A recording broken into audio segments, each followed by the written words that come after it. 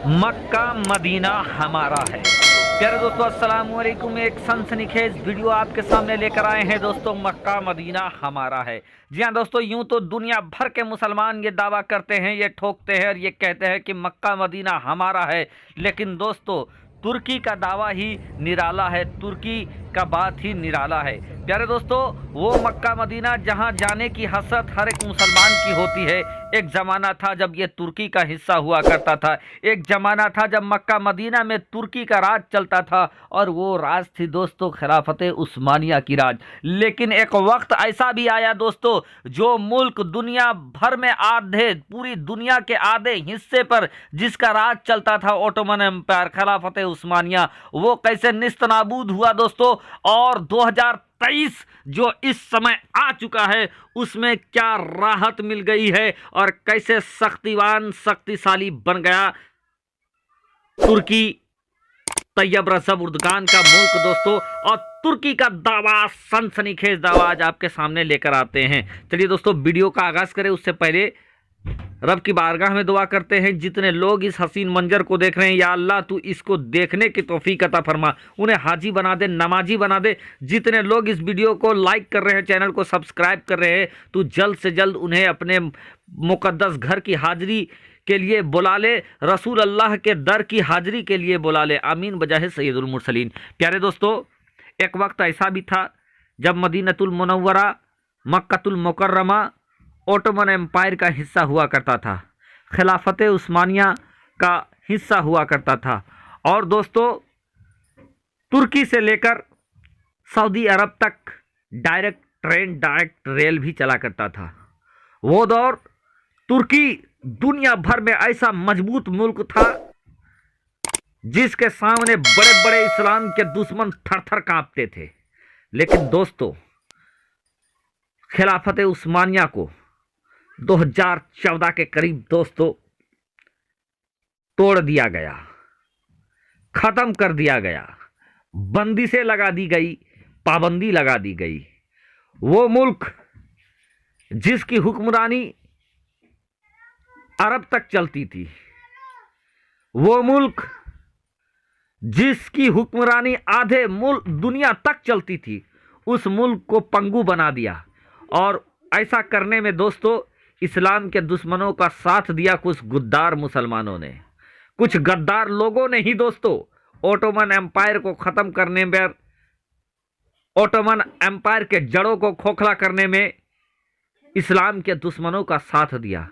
फिर क्या था, धीरे धीरे ओटोमन एम्पायर खत्म होता गया। और उसके बाद दोस्तों तुर्की के ऊपर इतनी पाबंदी, इतनी बंदिशें लगा दी गई कि तुर्की पूरी तरीके से कमजोर हो गया, पूरी तरीके से तुर्की टूट गया। ओटोमन एम्पायर रेजा रेजा हो गया। ओटोमन एम्पायर के अंदर चलने वाले, खिलाफत उस्मानिया के अंदर चलने वाले कई मुल्क अब अलग अलग स्वतंत्र मुल्क में सामने आ गए। और इस गद्दारी को दोस्त करने वाले कौन थे? तो कुछ नाम नहाद मुसलमान ही थे, कुछ मतलब परस्त मुसलमान ही थे, जिनकी गद्दारी और इस्लाम के दुश्मनों को ओटोमन इस खिलाफत उस्मानिया को ख़त्म करने की साजिश से काम आई। और एक वक्त ऐसा आया दोस्तों जब ओटोमन एम्पायर ख़त्म हो गया, तुर्की के ऊपर हजारों किस्म के पाबंदी लागू कर दिए गए और वो पाबंदी 100 सालों के लिए लागू कर दिए गए। तुर्की की पानी के क्षेत्र में जहाज़ों से टैक्स का मामला हो, या तुर्की की ज़मीन से तेल निकासी का मामला हो, बहुत तरीके के दोस्तों ऐसे ऐसे मामले लाद दिए गए कि तुर्की कमज़ोर हो गया, तुर्की बर्बाद हो गया। लेकिन उसके बाद दोस्तों जिस मुल्क का हुक्मरानी अरब तक चलती थी, जिस मुल्क की हुक्मरानी के आगे इस्लाम के दुश्मन थर थर कांपते थे, उस मुल्क का भी धीरे धीरे दोस्तों 100 सालों के बोझ के बाद वह मुल्क धीरे धीरे फिर से सामने आने लगा। फिर से उसके आंखों में वो सपने देखने लगे कि मक्का मदीना अब हमारा हो, मक्का मदीना पे फिर हमारी बात चले, मक्का मदीना फिर हम लोगों के साथ हो। और वो वक्त कौन सा था दोस्तों? तो वो वक्त तैयब रजब उर्दगान के सामने आने के बाद का था। आज का वक्त दोस्तों जब 2023 आ चुका है और 100 साल भी पूरे हो चुके हैं प्रतिबंधों को, तो ऐसे में दोस्तों बहुत सारे प्रतिबंध से तुर्की खुद ब खुद आज़ाद हो गया है और इस समय बहुत तेजी के साथ तुर्की और तुर्की के लोग आगे बढ़ रहे हैं, तुर्की के मुसलमान आगे बढ़ रहे हैं। और दोस्तों तुर्की का आगे बढ़ना मुसलमानों के लिए अच्छा माना जाता है, इसलिए क्योंकि दुनिया भर में कहीं भी मुसलमान दबाए जाते हैं, दुनिया भर में कहीं भी मुसलमान सताए जाते हैं, तो सबसे पहले जो आवाज़ उठती है दोस्तों यकीनन तैयब रजब उर्दगान आगे की पंक्ति में होते हैं। तुर्की से आवाज़ निकलती है, तैयब रजब उर्दगान की दहाड़ सामने आती है। और अब तो दोस्तों अगर ताकत के बूते भी देखा जाए तो अब चूंकि 100 साल पूरे हो चुके हैं, तुर्की के सर से कई तरह के प्रतिबंध खत्म हो गए हैं और अब तुर्की दोस्तों बहुत तेजी के साथ एक महाशक्ति बनता हुआ नजर आ रहा है। बहुत तेजी के साथ तुर्की दोस्तों एक बड़ा शक्तिशाली मुल्क बनता जा रहा है और कहीं ना कहीं उनके दिल में वो हसरत फिर से हिलोरे मार रही है कि एक बार फिर से मक्का मदीना हमारा हो, एक बार फिर से मक्का मदीना तक हमारी रसाई हो। और इसी बातों का दावा चर्चा दोस्तों 2023 आते ही बहुत तेज हो गया है।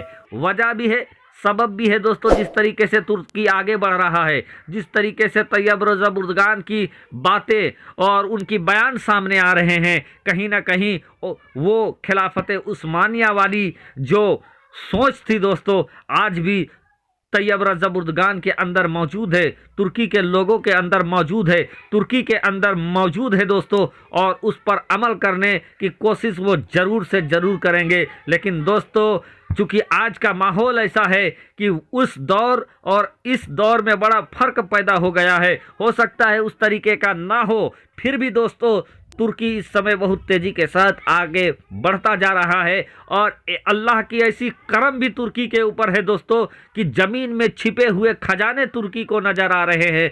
कहीं सोना निकल रहा है, कहीं गैस का भंडार निकल रहा है, कहीं तेल का भंडार निकल रहा है। तो बैठे बैठाए दोस्तों तुर्की के हाथों में रुपया खजाना अल्लाह तबारक व तआला उझेल दे रहा है। इन खजानों से भी तुर्की मालामाल होता जा रहा है, शक्तिशाली होता जा रहा है और कमाल करने के लिए आगे बढ़ता जा रहा है दोस्तों तुर्की। रब की बारगाह में हम दुआ करेंगे कि या अल्लाह पूरे दुनिया में शांति और अमन बहाल हो, या अल्लाह पूरे दुनिया में लोग खुशहाल रहे।